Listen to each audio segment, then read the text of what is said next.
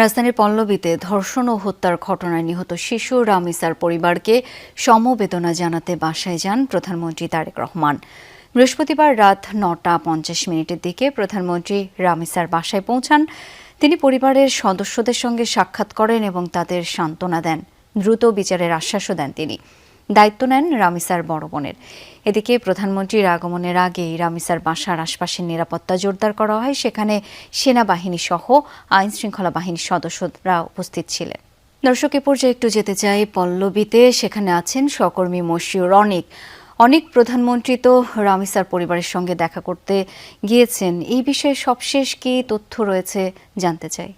সবশেষ তথ্য, এখানে তারেক রহমান বেশ কিছুক্ষণ আগে এসেছিলেন এবং তিনি এসেছিলেন, এসে নিহত যে রামিসা তার পরিবারের সঙ্গে কথা বলেন। তার বড় বোন, তার বাবা মা সবাইকে তিনি সান্ত্বনা দেন এবং এক পর্যায়ে তিনি তার যে বড় সন্তান অর্থাৎ রামিসার যে বড় বোন, তার দায়িত্ব সব দায়িত্ব কিন্তু তিনি নেন এবং বলেন যে পড়াশোনা থেকে শুরু করে তার যাবতীয় যে সমস্ত দায়িত্বগুলো আছে সেগুলো তারা নেবেন। এই প্রসঙ্গটা আসলে মূলত আসে রামিসার বাবা যখন অনিশ্চয়তার কথা বলেন যে এবার তার বড় মেয়ের আসলে কি হবে, তখনই আসলে বলা হয়। আমরা কথা বলেছি স্বরাষ্ট্রমন্ত্রীর সঙ্গে, আমরা কথা বলেছি, আমরা একটু দেখাতে চাই এখনও কিন্তু এখানে বেশ অনেক মানুষ অর্থাৎ এলাকাবাসী, এলাকার বাইরে থেকে অনেক মানুষ এখানে উপস্থিত হয়েছেন এবং তারা কিন্তু এখনও বের করছেন তাদের যে দাবি, সে দাবি কিন্তু তারা জানাচ্ছেন। সেই দাবিটা কিন্তু তারেক রহমান অর্থাৎ প্রধানমন্ত্রী তারেক রহমান তার কাছেও কিন্তু জানিয়েছেন। তারা পাশাপাশি স্বরাষ্ট্রমন্ত্রী এখানে উপস্থিত ছিলেন, আইনমন্ত্রী উপস্থিত ছিলেন এখানে, এছাড়াও হচ্ছে যিনি প্রশাসক, সিটি কর্পোরেশন প্রশাসক, তিনি কিন্তু এখানে উপস্থিত ছিলেন। এছাড়াও মাননীয় মন্ত্রী কিন্তু উপস্থিত ছিলেন এখানে। আমিনুল হক, নানাবিধ আসলে বলা যায় যে এখানে যারা স্থানীয় আছেন তাদের আবেদন, তাদের যে আবদার, সেইটাই কিন্তু তারা এখানে জানিয়ে যাচ্ছেন। বিশেষ করে যত দ্রুত সম্ভব বিচার কার্য পরিচালনা করার কথা কিন্তু তারা বলেছেন।